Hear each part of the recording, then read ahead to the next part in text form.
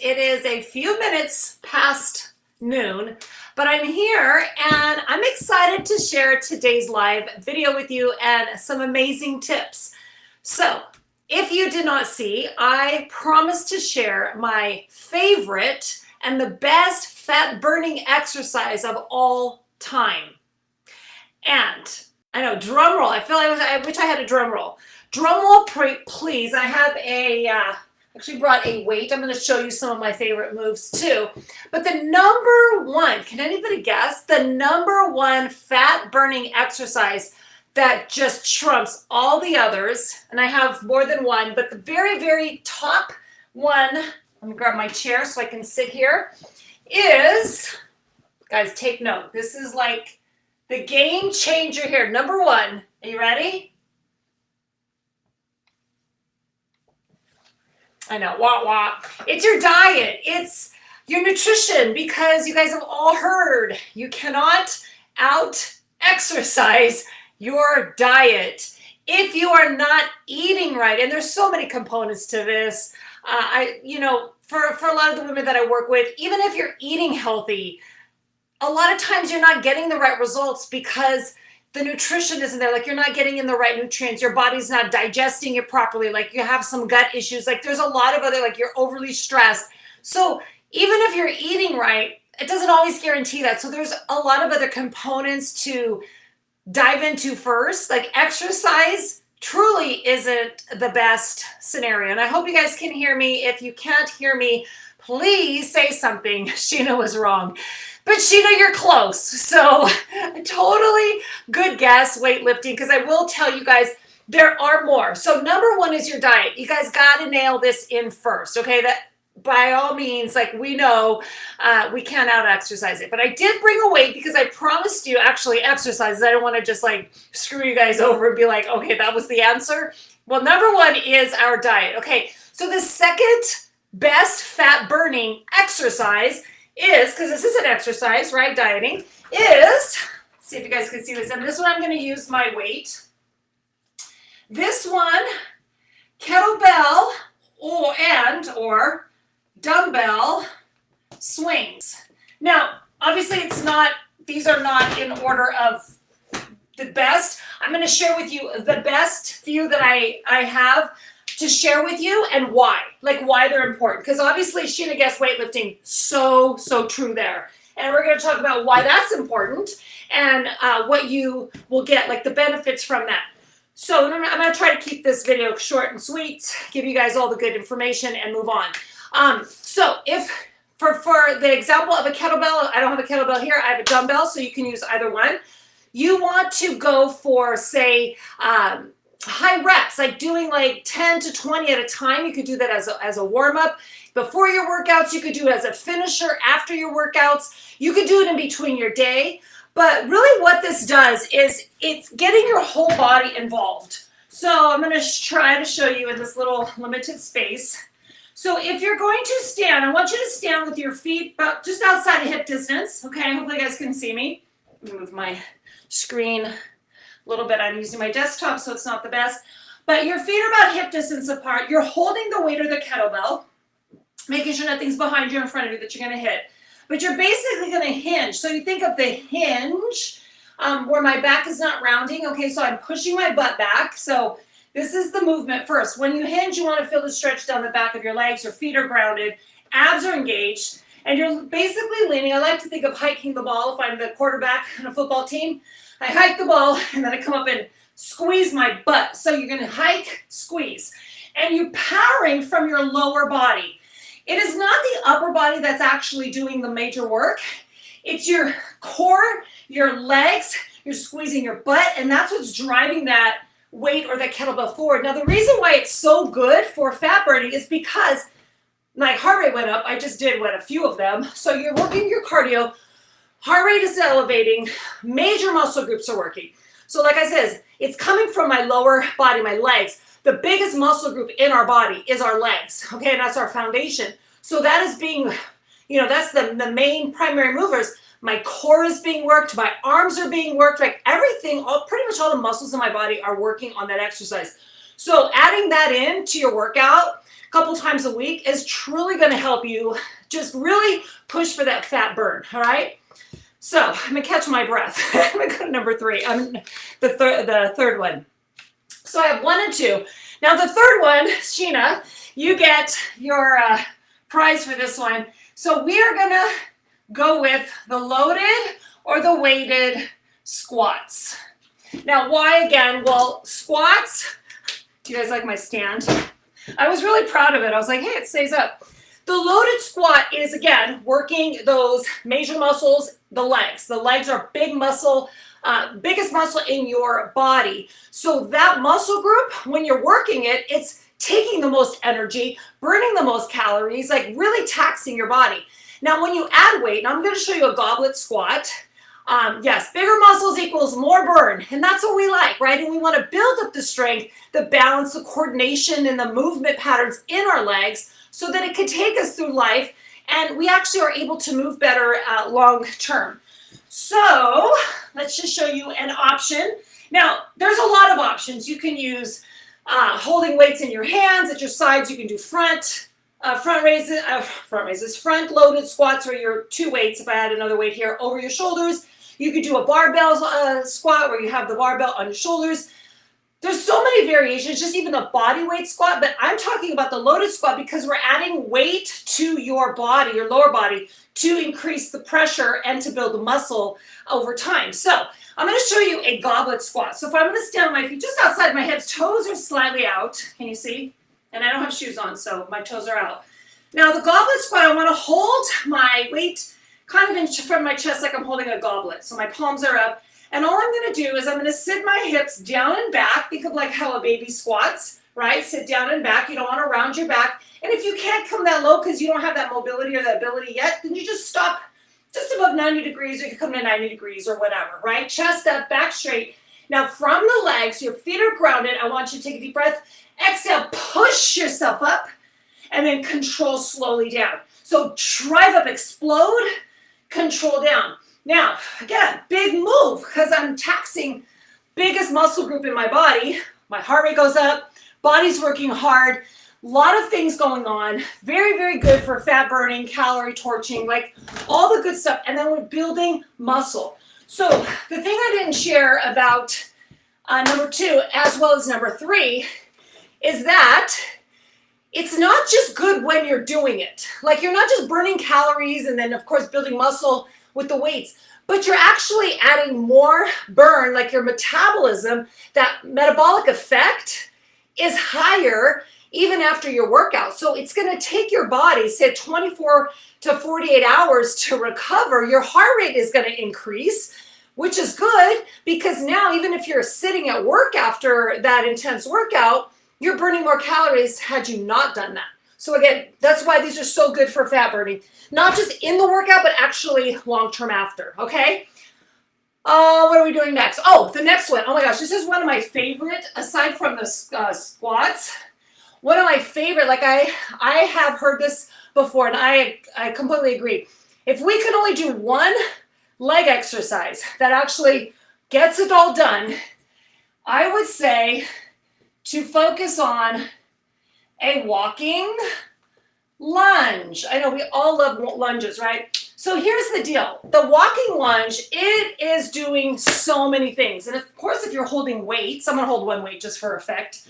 But if you're holding 2 weights at your sides, I have to be very creative with the space I have here. If you're holding 2 weights at your head, a walking lunge is basically, well, without my weight, you're gonna step 1 foot forward. So think heel toe, I want the whole foot grounded, and then you're gonna bend the knee, kind of like you're coming to the floor to come down, and then power back up. Walking lunge works so much. I know, Sheena, it's so fun. It's like we're having a conversation here. I love this. All right, so from an angle, guys, you're gonna step forward, heel toe, make sure your whole foot's down. Draw the back knee towards the floor. The back knee stays under my hip. This front knee's over my ankle. My body is tall, like I'm not rounding forward or doing anything weird. And then I'm gonna drive myself back up with the front leg. And then all we're doing is we're alternating legs. So if I'm holding weight, pretend I'm holding 2 weights, but I'm just gonna do this. So we're going down, up, other side, down, other side, down and up. So you're alternating legs one at a time. Guys, same thing like the other moves. A lot of work done, big muscle group. Now I'm moving, so now I'm walking and I'm lunging. So of course my heart rate goes up. It's great for my heart, cardio abilities here. But again, we're back to the legs, right? The legs are still working, and now you're firing a lot of the muscles in the legs, not just like one part, not the more the glutes or the quads or the hamstrings. You know, you're getting it all in the walking lunge. So what I would say, like if you need like time, if time is an issue and your board doesn't stay up, if time is an issue, grab a set of weights, put the timer on for a minute, and just keep doing walking lunges across your floor until the timer rings. Like focus on good form, don't speed through it, but it's really about the form and just the constant movement. Like you're gonna burn calories, trust me, your heart rate's gonna go up. It's gonna feel like you just ran around the block. And again, great muscle building and great metabolic boost for 24 to 48 hours after your workout's done. So it's awesome, right? Next move. Okay, this is the non-favorite move of all time. You guys want to guess, Sheena? The most hated exercise of all time, and I want to break this one down for you guys. Yeah, burpees. She got it. She got it. You win. Stars for Sheena. All right, so burpees. Now, burpees are important because of this. Now, not because, and I want to first of all just talk about why most people think it's good is because they think, oh, I'm just burning a ton of calories and I'm out of breath and I can't breathe and I hate it, so it must be good for me. But that's not why it's good for us, right? It's good for us because it's a multiple, like many movements built into one exercise. So I'm gonna take this off. I want to show you in my lack of space here. So what we're doing, I'm gonna use this little space. We're going into we're doing a squat because you got to get to the floor, right? So one movement, coming to the floor, then, let me come over here. Squat, then you're going to step or jump your feet back. When these can be up or down, then you're going to do a push-up, which I know you can't see me, but I'm doing a push-up. Then we step or jump our feet in, and then we stand up, so it's coming out of the squat, and then you can do a little jump. So, hello, squat, push-up, stand up. Like, what are you just sitting down and standing up or coming to the floor and standing up? Takes a lot of work and a lot of effort, right? When you're doing it back to back to back and you're adding a jump in between all those moves, like heart rate's up. So what I would say is if you're doing burpees, don't just go for how many burpees can I do to feel like I hate my life. Really break it down into the moves. How good can your squat be? Like coming down to the floor. How efficient are you doing there? Like how can you even make it easier at the very beginning? Get to the floor. And then if you can't use the floor, start with a chair. Like I've gave options before. Hands on the chair, the counter, step back. Look how high I am. I'm still able to do it. You can do a push-up here even. Come back in and just stand up, or you can do a little jump there. Like there's no lack of creativity in these moves if you're breaking it down into what's important. So it's a squat, it's the push-up, and then it's coming down and coming back up, whether you want to jump or just stand up with good posture. My heart rate's up, so good job. All right, I have a few more for you guys. Are you excited? Are you guys taking notes? Are you ready? Are you ready to do this with me, guys? You could change your life with just some moves. You don't have to do like a specific, confusing and hateful thing. Okay, I'm on number 5. So we're going to 6. Now this move, you guys, is so good for your core. Just such a great stabilization move. But now you can go ahead and add other elements to it. So you think of a plank. Yeah, plank is what it is. But now we're going to figure like dynamic plank. And I mean, I'm sure you've heard of all the variations of plank. You could do walking plank where you're going up to your hands and then back to your elbows. You're holding a forearm plank. You're holding a high plank on your hands. There's a lot of variations, but let me show you if I can in my limited view here. I try to come to the floor. There we go. All right, so if I'm on the floor in a plank, so my forearms are down. I know it's dark, but we'll just make it work. I wonder if I could bring my ring light. Hold on, team. I don't have a whole crew to help me out here.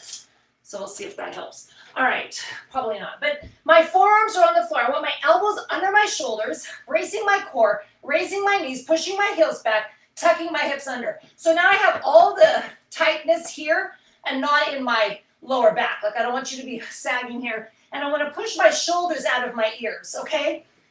So that's option one, like just holding plank. It's a great whole body, like you're holding yourself up literally by your core section, like it's holding you up, okay? Your shoulders are being worked, everything's really being challenged there, and you're just holding it, so it's a stabilizing move, which means you're not doing anything else, you're just holding. It's a challenge. Hold for maybe 30 seconds. Then, this is what you can do from there. Come up onto your hands, and then add a little mountain climber move, where you're just bringing your knee into your chest one at a time.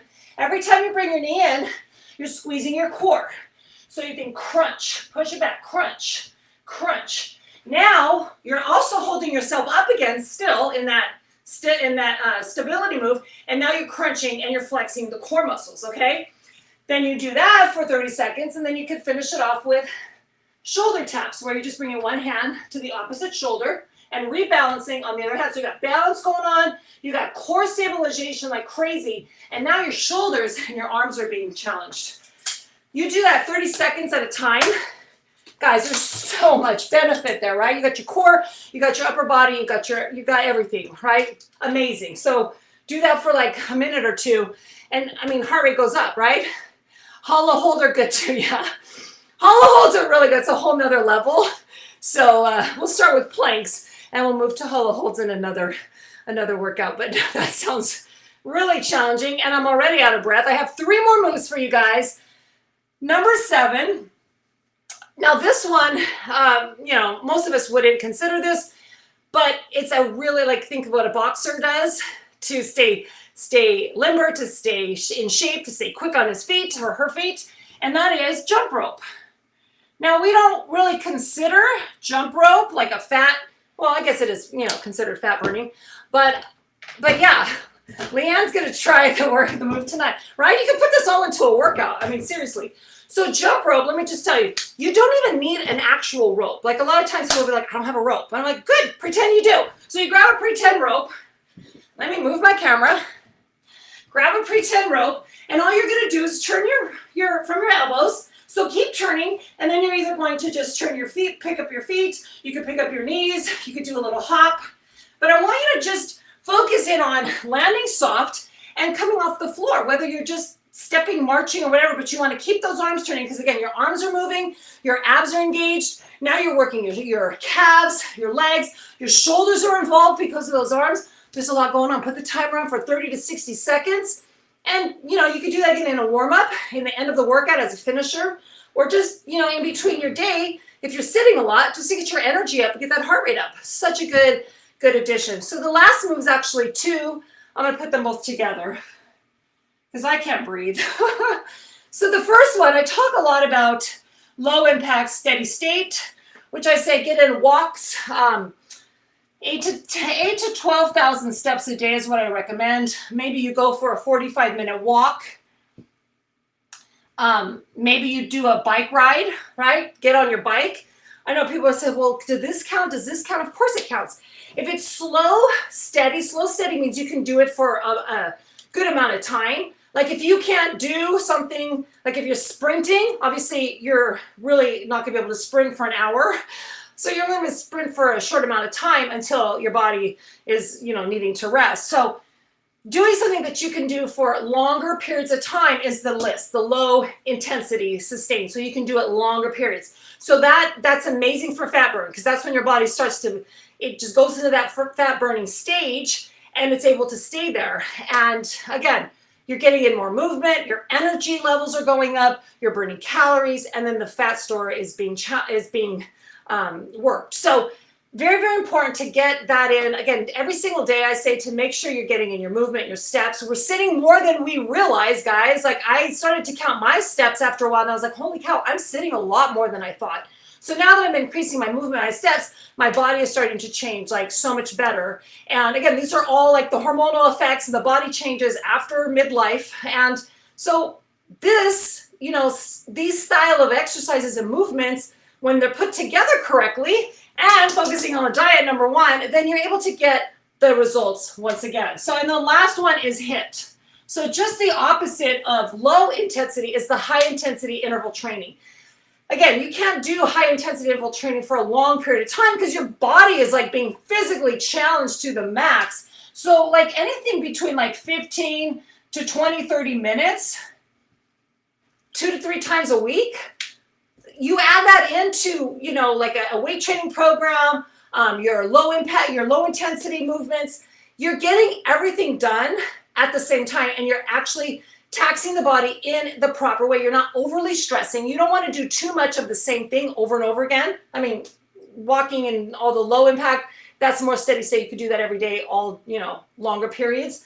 But some of these other things, you don't want to do them every day, all day long. Like, you want to break them up into a pattern that's going to help you adapt, help you progress, help you get better, and help you increase your energy and your abilities instead of feeling more and more depleted, exhausted, and lack of results. So I hope this helps, guys. Like, number one, how is your diet? Like, how are you eating? Do you know what to do? I shared a video, I think last Tuesday. You can scroll through my page, and I shared the no calorie counting eating plan, where you are focused on proper portions, but it's more about how does it fit on my plate or my bowl versus like I have to count everything and do a calorie counting thing and measure it all. Like, that gets tedious to a lot of us. And especially when you're starting out, you just don't want to do that long term. Maybe you don't want to continue that for the rest of your life either, unless you're like a bodybuilder or you have like a competition or some major goals to achieve.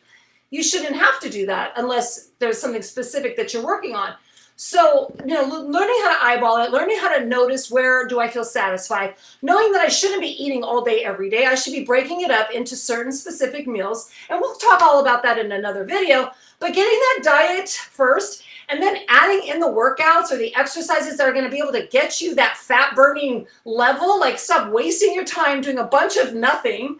For example, I see people at the gym on the machines. They're on the elliptical, they're on the treadmill, they're on the climber, and they just put this on this number, and they're literally just holding onto the panel, and they're just moving their legs. And yeah, you're moving, technically, you're moving your legs, but really you can get so much better results. If, you add in some of these, you go with the low steady, you just get the steps in. You don't have to be on the treadmill, just go walk in your day, right? Get your hands off the machine and use your arms, because your arms are included in the rest of your body, right? We don't walk around all day holding on to something. We don't hold on to a cart or the stroller all day long. I mean, unless you have kids but you're pushing it, right? So you're working.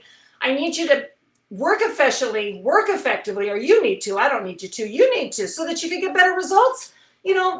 Stop wasting time with long hours of workouts. Get your nutrition met, get these workouts in, and comment any questions below. Thanks for sharing here today. I know Sheena Leanne, this was fun. And I hope you guys found this helpful. And if you want any tips or help, or if you want even just to try out, I have a 7-day free challenge inside of our Superstar Elite program. You get the app. You get all the day-to-day steps and tips, and I break you down. I give you workouts and meal plan and help you put the meal plan together. So if you want to try that, it's completely free. There's no obligation. You don't have to sign up for anything. Let me know below if you need that, and I'll send that over to you. Otherwise, have a beautiful rest of your day, and I'll see you in tomorrow's helpful video.